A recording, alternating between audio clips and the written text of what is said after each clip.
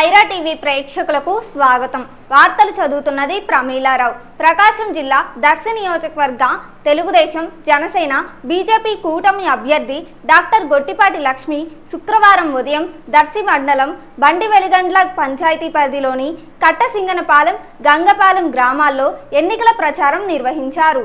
ఈ సందర్భంగా గొట్టిపాటి లక్ష్మికి గ్రామస్తులు ఘన స్వాగతం పలికారు. అనంతరం గొట్టిపాటి లక్ష్మి మాట్లాడుతూ బండివెలిగండ్ల పంచాయతీలోని కంగపాలెం, కట్టసింగన్నపాలెం గ్రామాల్లో సాగునీటి సమస్యలను పరిష్కరిస్తానన్నారు.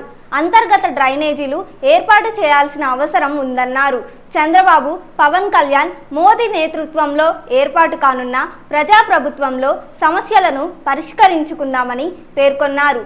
అలాగే వైకాపాకు చెందిన బండివెలిగండ్ల పంచాయతీ సర్పంచ్ వర్ణ రవణమ్మ, ఆమె కుమారుడు కాశీ కట్టసింగనపాలెం గ్రామంలో గొట్టిపాటి లక్ష్మి సమక్షంలో తెలుగుదేశం పార్టీలో చేరారు.